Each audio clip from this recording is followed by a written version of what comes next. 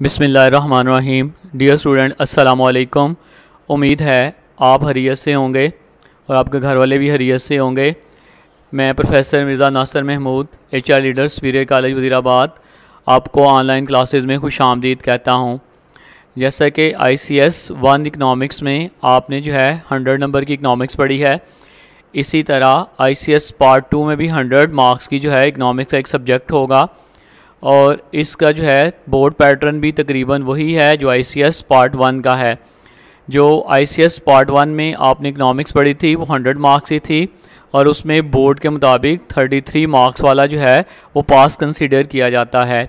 इसी तरह जो है ICS पार्ट 2 के अंदर भी जो इकनॉमिक्स है वो भी आपकी जो है 100 मार्क्स की है और इसमें भी जो है 33 मार्क्स वाला जो है वो पास होगा। इसका जो है वो बोर्ड पैटर्न हमने देखना है। वो बोर्ड पैटर्न क्या है, कितने नंबर के MCQs होंगे, कितने के शॉर्ट क्वेश्चन होंगे और कितने नंबर के जो है वो लॉन्ग क्वेश्चन आएंगे। ये 1 बाई 1 करके डिटेल में आपके सामने जो है वो बयान करता हूँ। बोर्ड पेपर पैटर्न देखिएगा। टोटल मार्क्स जो हैं इसके 100 हैं और इसमें क्वेश्चन नंबर 1 जो होगा वो MCQs का होगा और टोटल 20 MCQ आएंगे और हर MCQs 1 नंबर का होगा और इस तरह टोटल जो है या आपने 20 MCQs अटैम्प्ट करने हैं और क्वेश्चन नंबर 1 के MCQs जो हैं वो टोटल मार्क्स उसके बन जाएंगे 20। क्वेश्चन नंबर 2 शॉर्ट क्वेश्चन का क्वेश्चन होगा, क्वेश्चन नंबर 3 भी शॉर्ट क्वेश्चन का होगा, क्वेश्चन नंबर 4 भी शॉर्ट क्वेश्चन का होगा। क्वेश्चन नंबर 2 में आपने जो है वो 8 क्वेश्चन अटैम्प्ट करने हैं और ये इसके टोटल मार्क्स बनेंगे 16। क्वेश्चन नंबर 3 में भी आपने 8 क्वेश्चन अटैम्प्ट करने हैं, इसके भी टोटल मार्क्स बनेंगे 16। और क्वेश्चन नंबर 4 में आपने 9 क्वेश्चन अटैम्प्ट करने हैं और इसके जो टोटल मार्क्स बनेंगे वो 18 बनेंगे और इस तरह शॉर्ट क्वेश्चन के टोटल मार्क्स जो हैं वो 50 बनेंगे। और इसके बाद जो पोर्शन होगा वो लॉन्ग क्वेश्चन का होगा।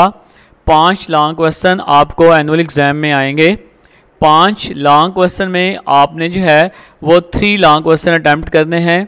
हर लॉन्ग क्वेश्चन के 10 मार्क्स हैं और इस तरह जो टोटल जो है लॉन्ग क्वेश्चन के मार्क्स बनेंगे वो 30 बनेंगे। अब आ जाते हैं डियर स्टूडेंट्स कोर्स आउटलाइन के ऊपर। जो ICS इकनॉमिक्स पार्ट 2 का जो सब्जेक्ट है इसमें टोटल इसके जो है 2 पार्ट्स होंगे। पहले हिस्से का नाम मैक्रो इकनॉमिक्स है जिसे हम कुल्ली मुआशियात कहते हैं। दूसरे हिस्से का नाम पाकिस्तान इकनॉमिक्स है जिसे हम मुआशियात पाकिस्तान कहते हैं, यानी कि पाकिस्तान की इकॉनमी। हाफ पेपर बोर्ड के अंदर मैक्रो इकनॉमिक्स में से आता है और हाफ पेपर पाकिस्तान की इकनॉमिक्स में से आएगा, यानी कि 50 मार्क्स मैक्रो इकनॉमिक्स में से और 50 मार्क्स इकनॉमिक्स ऑफ पाकिस्तान में से। इट्स मीन कि आपने दोनों जो है हिस्से पूरे के पूरे कवर करने हैं। ऐसा हरगिज़ नहीं है कि आप पहला हिस्सा पूरा कर लें और दूसरे हिस्से को छोड़ दें तो आप अच्छे मार्क्स ले लेंगे, या दूसरा हिस्सा आप कर लें और पहले हिस्से को आप छोड़ दें तो आपके अच्छे मार्क्स आ जाएंगे। ऐसा बिल्कुल नहीं है। जब तक आप दोनों हिस्से पूरे के पूरे अटैम्प्ट नहीं करेंगे आपके अच्छे मार्क्स जो है वो नहीं आएंगे। अब हम मैक्रो इकनॉमिक्स की तरफ आते हैं कि मैक्रो इकनॉमिक्स के अंदर जो है वो कितने चैप्टर हैं और हर चैप्टर के अंदर डिटेल जो है वो क्या है। मैक्रो इकनॉमिक्स या कुल्ली मुआशियात। डियर स्टूडेंट्स, जो आपने ICS पार्ट 1 में जो इकनॉमिक्स पढ़ी थी उसका नाम था micro economics, MICRO। Micro mean जुज़ियाती इकनॉमिक्स। और जो आपने अभी आप पढ़ रहे हैं MACRO है मैक्रो इकनॉमिक्स, इसका मतलब है कुल्ली मुआशियात। माइक्रो इकनॉमिक्स के अंदर हम इकॉनमी के छोटे छोटे हिस्सों का जो है वो जायज़ा लेते हैं, मुशाहिदा करते हैं और उसका तज्ज़िया करते हैं, जबकि मैक्रो इकनॉमिक्स के अंदर जो है हम ओवरऑल पूरी इकॉनमी का जायज़ा लेंगे, इसका एनालिसिस करेंगे और इसका तज्ज़िया जो है वो करेंगे। तो इसके अंदर जो है कुल्ली मुआशियात मैक्रो इकनॉमिक्स के अंदर टोटल 5 चैप्टर हैं। चैप्टर नंबर 1 है कौमी आमदनी या नेशनल इनकम। इस चैप्टर के अंदर हम लोग पढ़ेंगे कि कौमी आमदनी क्या होती है, इसकी डेफिनेशंस क्या है। मुख्तलिफ इकोनॉमिस्ट ने मुख्तलिफ इसकी डेफिनेशन बयान की है, वो हम इसके अंदर देखेंगे। कौमी आमदनी के डिफरेंट कंसेप्ट कौन कौन से हैं। कौमी आमदनी के डिफरेंट कंसेप्ट हैं, जैसा कि हालस कौमी पैदावार है, हाम कौमी पैदावार है, फ़ीकस आमदनी है, काबिल तसर्रुफ़ फ़ीकस आमदनी है और पर्सनल इनकम शख्सी आमदनी है। ये सारा कुछ हम इसके अंदर डिटेल के साथ डिस्कस करेंगे। इसके अंदर फिर हम जो है कौमी आमदनी को मेजर कैसे किया जाता है। डियर स्टूडेंट्स, किसी मुल्क की कौमी आमदनी को मेजर करने के लिए कौन कौन से टूल्स इस्तेमाल किए जाते हैं, हम इसके अंदर वो मेथड देखेंगे। इसके बाद एक क्वेश्चन है circle flow of national income, यानी कि कौमी आमदनी का दायरवी बहाव क्या है, यानी कि आमदनी एक सेक्टर से दूसरे सेक्टर में कैसे जाती है और दूसरे सेक्टर से पहले सेक्टर में वापस कैसे आती है। और इसके बाद कौमी आमदनी का तवाज़न है, और ये डायग्रामेटिकली क्वेश्चन है। पूरी मैक्रो इकोनॉमिक्स में यही एक क्वेश्चन है जिसके अंदर आपकी जो है वो डायग्राम बनेगी। इसके बाद डियर स्टूडेंट्स हम आ जाएंगे चैप्टर नंबर 2 के ऊपर। चैप्टर नंबर 2 का जो है नाम है ज़र, जिसे हम मनी कहते हैं। इसके अंदर हम पढ़ेंगे कि मनी कैसे वजूद में आई, और जो है मनी जब वजूद में नहीं आई थी तो उससे पहले लोग लेन देन के लिए क्या यूज़ करते थे, उसके अंदर क्या मुश्किलात आईं और ज़र का इर्तिका कैसे हुआ, ज़र की तारीफ़ क्या है और ज़र की इक़साम कौन कौन सी है और मॉडर्न ज़र कौन कौन सी है। जैसे कि आपको पता है क्रेडिट कार्ड है, डेबिट कार्ड है, ATM कार्ड है। इनको जो है हम अलग-अलग जो है वो डिस्कस करेंगे। इसके अंदर जो है नज़रिया मिक़दार ज़र एक लॉन्ग क्वेश्चन है, हम इसको भी जो है वो डिस्कस करेंगे। इसके बाद हम चैप्टर नंबर 3 पे आ जाएंगे। चैप्टर नंबर 3 का नाम है बैंक। हम देखेंगे कि बैंक क्या होता है। बैंक की तारीफ़ मुख्तलिफ माहिरीन ने मुख्तलिफ की है, हम इन सब की तारीफ़ें देखेंगे। बैंकों की कौन कौन सी इक़साम हैं, बैंकों के क्या क्या फ़राइज़ हैं, और किसी मुल्क का मरकज़ी बैंक क्या होता है और तजारती बैंक कौन कौन से होते हैं, और किसी मुल्क के मरकज़ी बैंक और तजारती बैंक में क्या फ़र्क है। तजारती बैंक जो हैं वो ज़र की तहलीक कैसे करते हैं, और इसी तरह मरकज़ी बैंक जब ज़र का इजरा करते हैं यानी नए नोट छापते हैं तो वो कौन सा मेथडोलॉजी अडॉप्ट करते हैं। हम इस चैप्टर के अंदर जो है ये सारी चीज़ें डिस्कस करेंगे। इसके बाद चैप्टर नंबर 4 में है जिसको हम कहते हैं पब्लिक फाइनेंस, सरकारी मालियात। इसका जो है हम चैप्टर देखेंगे, और सरकारी मालियात के अंदर जो है हम देखेंगे कि निजी मालियात और सरकारी मालियात में क्या फ़र्क है, हुकूमत को आमदनी कहाँ कहाँ से हासिल होती है। जैसे कि आपको पता है हुकूमत की आमदनी का सबसे बड़ा ज़रिया टैक्स है, तो हम इस चैप्टर में देखेंगे क्या हुकूमत को टैक्स के अलावा, जिसे हम कहते हैं नॉन टैक्स रेवेन्यू, क्या वहाँ से भी आमदनी मिलती है और वो ज़राए कौन कौन से हैं, टैक्सों की इक़साम कौन कौन सी जो हैं वो किसी मुल्क के अंदर होती हैं, हम इसके अंदर वो भी डिस्कस करेंगे।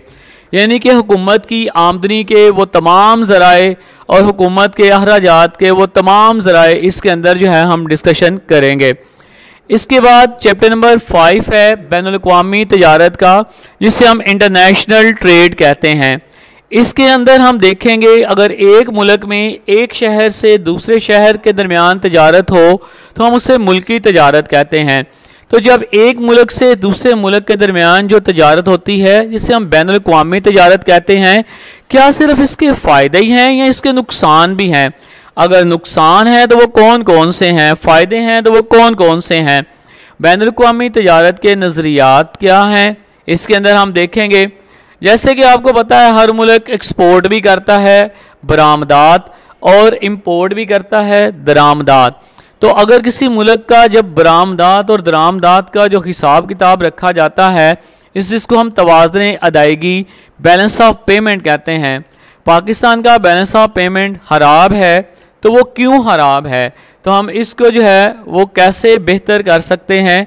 अगर किसी मुल्क का भी तवाज़ुन अदायगी ख़राब है तो इसको कैसे बेहतर किया जा सकता है, ख़राबी की वजूहात भी पढ़ेंगे। तो ये टोटल इसके अंदर 5 चैप्टर हैं, जब पूरे पढ़ लेंगे तो हम इससे बोलेंगे मैक्रो इकनॉमिक्स। इसके बाद जो है हम नेक्स्ट जो है पढ़ेंगे economics of Pakistan. Economics of Pakistan की माशत का जो है इंट्रोडक्शन जो है हम देखेंगे। पाकिस्तान की माशत का जो तारफ़ है इसके अंदर जो है चैप्टर नंबर 6 के अंदर हम पढ़ेंगे ओवरऑल पाकिस्तान की इकॉनमी का इंट्रोडक्शन है कि पाकिस्तानी इकॉनमी के सेक्टर कौन कौन से हैं, जैसे कि ज़राई शोबा है, तजारती शोबा है, सनती शोबा है, स्टॉक एक्सचेंज है, तालीम है, सेहत है। इन शोबों के सब सेक्टर कौन कौन से हैं, इनसे कितनी कितनी आमदनी जनरेट होती है, इस चीज़ के अंदर जो है इस चैप्टर के अंदर हम वो पढ़ेंगे। और इसके अंदर जो है हम ये भी देखेंगे कि ओवरऑल इकॉनमी के अंदर इन सब की परसेंटेज जो है वो कितनी कितनी है। और इस चैप्टर के अंदर से लॉन्ग क्वेश्चन जो है वो नहीं आता, जस्ट जो है 2 या 3 MCQs जो है वो आ जाते हैं। इसी तरह चैप्टर नंबर 7 में जब हम मूव करेंगे, जिसका नाम है इंट्रोडक्शन है पाकिस्तान की नेशनल इनकम यानी कौमी आमदनी का। तो जैसे कि लास्ट पोर्शन में हमने देखा कि ओवरऑल कौमी आमदनी देखी थी, इधर हम पाकिस्तान की कौमी आमदनी देखेंगे और पाकिस्तान की कौमी आमदनी को कैसे मेजर किया जाता है। और जैसा कि आपको पता है पाकिस्तान की कौमी आमदनी as compare to advance country ये बहुत कम है और फीकस आमदनी भी कम है। तो उसकी क्या वजूहात हैं कि पाकिस्तान की कौमी आमदनी भी कम है, फीकस आमदनी भी कम है, जहाँ दुनिया में इतने डेवलप कंट्री हैं जैसा कि लक्समबर्ग है, अमेरिका है, जर्मनी और जापान है, और इसी तरह हमारा जो है डेवलपिंग नेशन है और इसकी आमदनी उन मुल्कों के मुकाबले में कम है। तो कोई ना कोई तो रीज़न्स होंगी कि जिनकी वजह से हमारी आमदनी कम है। तो हम इसके अंदर वो रीज़न्स देखेंगे और कैसे इसको बेहतर करेंगे, हम कौमी आमदनी को बेहतर करने के तरीके भी पढ़ेंगे। जहाँ पर इकनॉमिक्स इसी मसले का हल बताती है, प्रॉब्लम बताती है, वहाँ पर मसले का हल भी बताती है। इसके साथ जब हम चैप्टर नंबर 8 पे जाएंगे तो मुआशी तरक्की है और प्लानिंग है। मुआशी तरक्की है कि मुल्क मुआशी तौर पर कितना जो है वो तरक्की कर रहा है, वो कौन से वामल हैं जो किसी मुल्क की मुआशी तरक्की पर असरअंदाज होते हैं, इसको कैसे मेजर किया जाता है। जो डेवलपिंग कंट्री हैं, पाकिस्तान जैसे तरक्की पजीर ममालिक हैं, इनकी इकॉनमी के क्या मसाइल हैं, पाकिस्तान में प्लानिंग मनसूबाबंदी कब स्टार्ट हुई, कौन कौन से 5 साला मनसूबे हमारे कामयाब रहे और कौन कौन से नाकाम रहे। इसके अंदर हम ये भी देखेंगे कि पाकिस्तान के ज़राई शोबे का मसाइल कौन कौन से हैं, सनती शोबे के मसाइल कौन कौन से हैं और उनका हल क्या है, ये इस चैप्टर के अंदर हम देखेंगे। जब हम चैप्टर नंबर 10 के अंदर मूव करेंगे तो पाकिस्तान का निज़ाम बैंकारी है कि पाकिस्तान का जो है चैप्टर नंबर 9 ज़राए नकलो हमल और रसल और रसाइल का चैप्टर है, और सॉरी चैप्टर नंबर 10 पाकिस्तान में निज़ाम बैंकारी है। चैप्टर नंबर 9 में हम देखेंगे नकलो हमल के ज़राए कौन से हैं, इनकी अहमियत कौन सी है, क्या है इनकी अहमियत। ज़राए नकलो हमल के जो है रवायती निज़ाम कौन कौन से हैं, जैसे कि सड़कें हैं, रेलवे है, एयर ट्रांसपोर्ट है, सी ट्रांसपोर्ट है, और आपकी जो है खुश गोदियाँ हैं, और ये सारी कुछ हम इसके अंदर जो है वो डिस्कस करेंगे। और मॉडर्न जो है मेथड कौन कौन से हैं, इंफॉर्मेशन टेक्नोलॉजी, मोटरवे है, और इनका किसी भी इकॉनमी की खुशहाली में क्या किरदार है। इस चैप्टर के अंदर हम ये भी देखेंगे पाकिस्तान की आबादी बड़ी तेज़ी के साथ बढ़ रही है, उसके पाकिस्तान की माशत के ऊपर क्या असरात हैं और उसको कैसे कंट्रोल किया जाता है। बेरोज़गारी पाकिस्तान के अंदर दिन ब दिन बढ़ती जा रही है और बेरोज़गारी के मसाइल से, बेरोज़गारी से कौन कौन से मसाइल पैदा हो रहे हैं, इसको भी हम डिस्कशन में लाएंगे। चैप्टर जो है नेक्स्ट है 10 पाकिस्तान में बैंकारी का निज़ाम। इसके अंदर हम देखेंगे पाकिस्तान का मरकज़ी बैंक, इसके फ़राइज़ कौन कौन से हैं, पाकिस्तान के अंदर कौन कौन से तजारती बैंक चल रहे हैं और इसके क्या क्या फ़राइज़ हैं, मरकज़ी बैंक और तजारती बैंक में क्या फ़र्क है, मुल्क में जो महंगाई हो रही है जिससे हम इकनॉमिक्स में अफराते ज़र या इन्फ्लेशन कहते हैं, इसकी वजह क्या है और इसको कंट्रोल कैसे किया जा सकता है। चैप्टर नंबर 11 के अंदर हम पढ़ेंगे हुकूमत पाकिस्तान की मालियात, यानी कि हुकूमत पाकिस्तान कहाँ कहाँ से आमदनी जनरेट करती है और कहाँ कहाँ ये खर्च करती है। हुकूमत पाकिस्तान की आमदनी के ज़राए जैसे कि वो टैक्स से इनकम जनरेट करती है, वो टैक्स के अलावा भी इनकम जनरेट करती है जिसे हम नॉन टैक्स रेवेन्यू भी कहते हैं। और कौन कौन से महकमों के ऊपर जो है, कौन कौन से शोबों के ऊपर जो है वो खर्च करती है। और इसके साथ साथ पाकिस्तान में ज़कात का निज़ाम वगैरह भी हम कुछ इसके बारे में भी जो है डिस्कशन करेंगे। चैप्टर नंबर 12 के अंदर जो है हम पाकिस्तान की तजारत हारजा देखेंगे कि पाकिस्तान की अहम दरामदात कौन कौन सी हैं और अहम बरामदात कौन सी है। और पाकिस्तान की हमेशा से जो है एक्सपोर्ट कम है और इंपोर्ट ज़्यादा है, तो हमारा जो अदायगियों का तवाज़न है, बैलेंस ऑफ पेमेंट है, वो ख़राब है। कब से ख़राब है, इसको बेहतर कैसे करना है, ये भी इसके अंदर हम डिस्कशन में लाएंगे। और इसके बाद हम ECO, ये एक जो है इकनॉमिक जो है वो तावन की तंजीम है, और सार्क है, WTO है, ये मुख्तलिफ ऑर्गेनाइजेशंस हैं, इनका पाकिस्तान की इकॉनमी के अंदर जो है वो क्या रोल है, इसको भी हम देखेंगे। और चैप्टर नंबर 13 के अंदर जो है हम देखेंगे कि इस्लामी मुआशी निज़ाम जो है वो क्या होता है। जिस तरह दुनिया के अंदर मुख्तलिफ जो है वो निज़ाम जो है वो चल रहे हैं, जिस तरह कैपिटलिज़म है, अमेरिका के अंदर सरमायादाराना निज़ाम है, इश्तराकी निज़ाम है, और कम्युनिज़म, सोशलिज़म है, इसी तरह क्या इस्लामी निज़ाम जो है इनसे बेहतर है। हम इनके साथ इसका कंपैरिजन करेंगे और आखिर में बताएंगे कि कौन सा निज़ाम जो है वो बेहतर है। इस्लामी मुआशी निज़ाम के जो है बुनियादी इक़दार हैं, मुसावात हैं, मुआशी इंसाफ है, अदल इहसान है, इर्तिकाज़ दौलत का ख़ात्मा है, यानी कि दौलत को जमा करके नहीं रखना, फजूल खर्ची का ख़ात्मा है, नमूदो नमाइश का ख़ात्मा है, ज़हीरा अंदोज़ी का ख़ात्मा है। ये इस्लामी मुआशी निज़ाम की बुनियादी इक़दार हैं। हम इसके अंदर इन सब का 1 बाय 1 करके जायज़ा लेंगे। तो ये डियर स्टूडेंट्स, ये मुआशियात पाकिस्तान है, इसके अंदर भी आपका 50 मार्क्स का जो है वो पेपर आएगा। तो जब आपने दोनों जो है पेपर के पोर्शन जो है अटैम्प्ट करने हैं, तभी आपका 100 मार्क्स का जो है वो पेपर जो है वो अटैम्प्ट होगा। इंशाल्लाह नेक्स्ट ऑनलाइन लेक्चर के अंदर जो है हम पहला चैप्टर जो है मैक्रो इकनॉमिक्स के अंदर कौमी आमदनी वाला चैप्टर जो है हम स्टार्ट करेंगे। और कौमी आमदनी क्या होती है, कौमी आमदनी को मेजर कैसे करना है, इसके कंसेप्ट, ये इंशाल्लाह नेक्स्ट ऑनलाइन लेक्चर में देखेंगे। बहुत शुक्रिया डियर स्टूडेंट्स, अल्लाह हाफिज़।